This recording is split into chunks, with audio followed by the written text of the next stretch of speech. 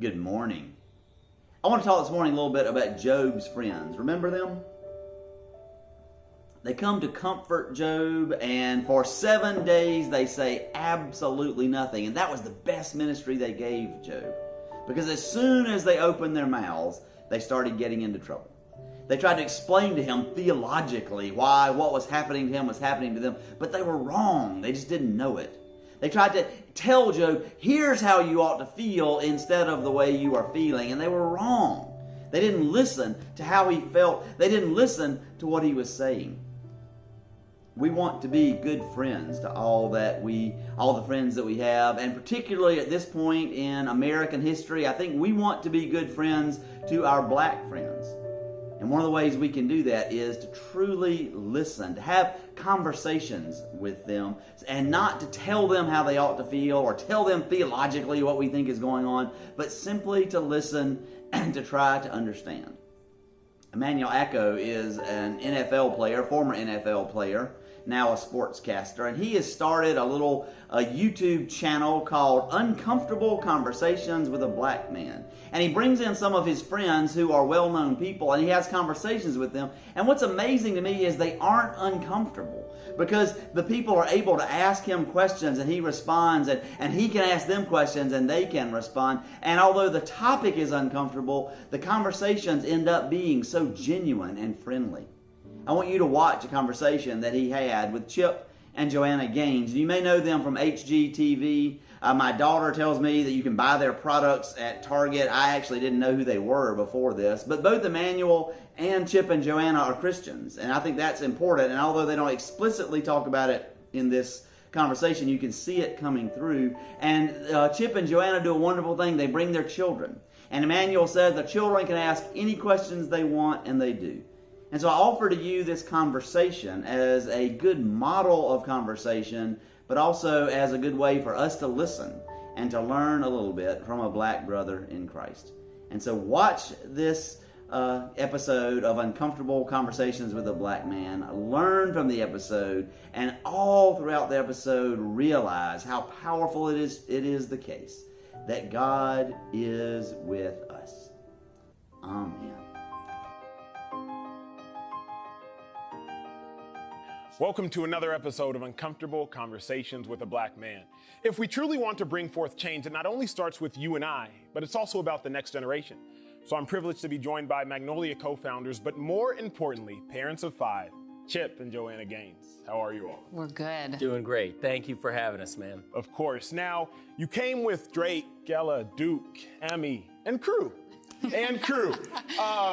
Chip, why was it so important that you bring your whole family here for this conversation? Oh man, when I saw your video, and it's been a couple weeks back now, I can't believe how time has flown, but I mean, bottom line, our family wants to hear what you have to say, and the idea about having an uncomfortable conversation with the black man, honestly, is exactly what we need for this exact time. No? Okay, why don't you go get a donut, baby? Okay, go get a donut, little bro. Crew's gonna go get a donut. He'll join us later. He's like his mom.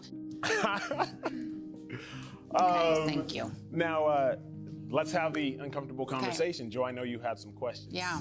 So, we've been having this dialogue with our kids, and Chip the other day, he was wanting to kind of get a pulse on what are our kids, what are they thinking about all of this? And so he asked the kids a question. Hey, pretend like you're at a gas station and you see a black man and a white man. Are you more threatened by either of those two men? And the kids really quick all said no. Why? Like in their mind, they didn't even think about that. And so later, Chip and I were talking, and this whole idea of this colorblind thing came up. Chip said, I'm proud. I think our kids are colorblind. And then we started kind of pushing back on that. And I think our question to you is, I've heard other parents say that they want to raise their kids colorblind. In your opinion, what's the best way to move forward with this conversation? I think that it's best that we raise our kids to see color, because there's a beauty in color and there's a beauty in culture. Yeah. So I'm first generation American, and so I didn't grow up with any animals. I didn't grow up with any dogs. And so my sister got attacked by a dog when she was younger. So now as a 29-year-old man, I can't decipher between a dog that's a threat and a dog that's just a pet. Wow. Because I didn't grow up with any animals. And I think that if we don't see color, if we don't expose our children two different colors, two different races, then it'll be the same thing. As a white kid who becomes an adult, you won't be able to decipher the difference between a black man that's a threat and a black man that's just black. Sure. A black person won't be able to decipher between a white person that's a racist and a white person who's just white and may happen to be racially ignorant. So I think there's a strength, there's a beauty in seeing color. I don't like the concept of color blindness because colors and cultures are beautiful. Amen. It's kind of what makes us human. You know, Exactly. everybody's got their own differences and uniquenesses. Yes. And even as you imagine our kids here of 5, each one of them have a different look. Each one of them have a different eye color. But, you know, each one of our kids have these uniquenesses. And maybe to your point, you know, it's okay to highlight those things, you know. I appreciate that. I've got a question in that, you know, if you asked anyone, even a racist, if they're a racist, I would almost argue, you know, that all of them would say no.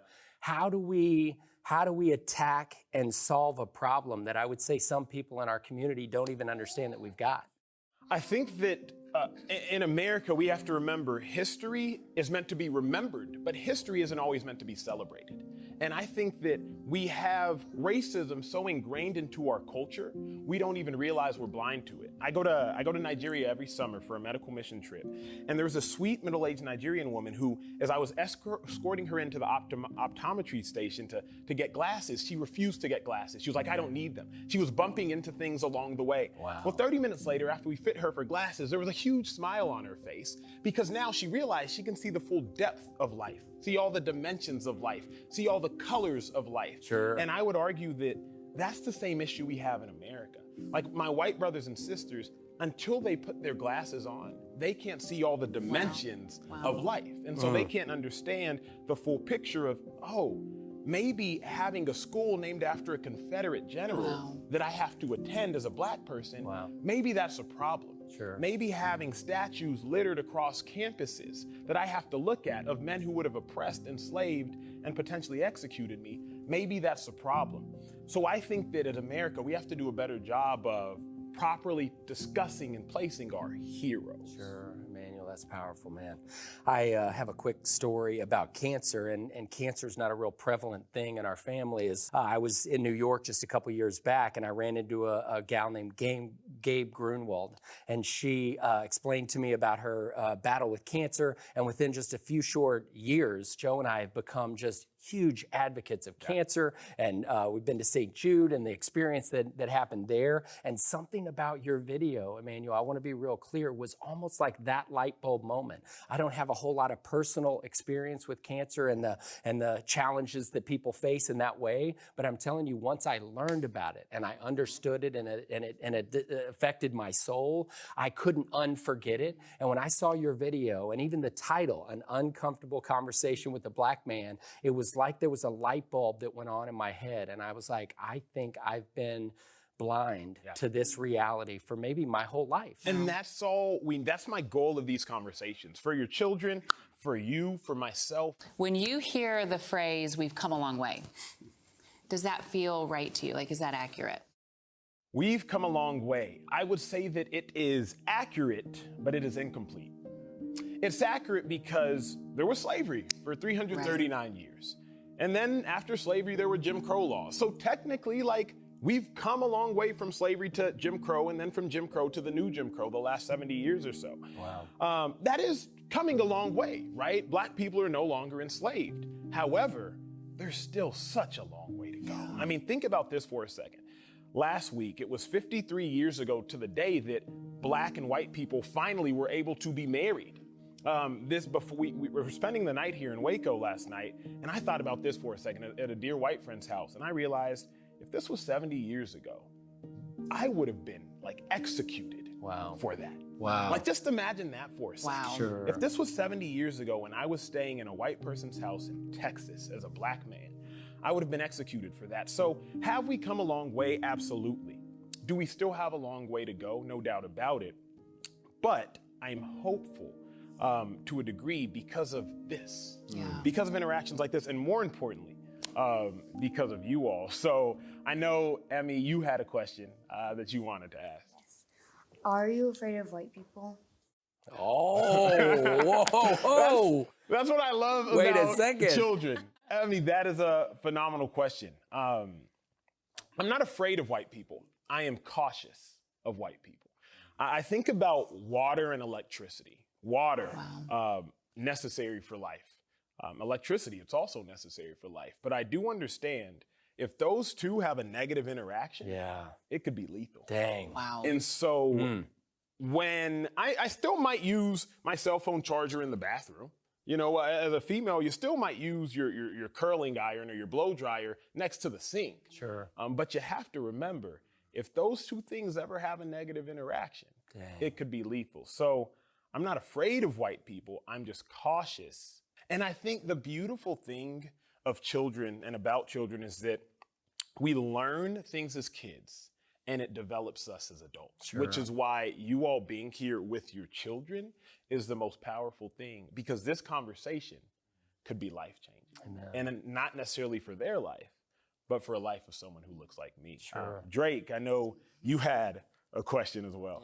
Yeah. So with all that's going on in the world, do you have hope for the future? Do I have hope for the future? I would say absolutely. But I have hope for the future because of this reason. After I put out my first video, I saw Chip retweeted it. And I reached out to you, and you said, I brought my entire family of 7 together because 30 years ago I saw the LA riots, and 30 years ago I'm seeing these riots. Yes. And I will not let that happen again. So do I have hope for the future? I do, because of a man like your dad. Do I have hope for the future? I do, because of a woman like your mom. Wow. But the only way to have hope for the future is if you all listen to these people, if these people listen to me, and if I listen to them, then I think we all have a lot of hope for the future. So, Chip, I thank you, first and foremost, for being willing. Joe, I thank you for being the matriarch of all matriarchs. And I thank you all for watching another episode of Uncomfortable Conversations with the Black Man.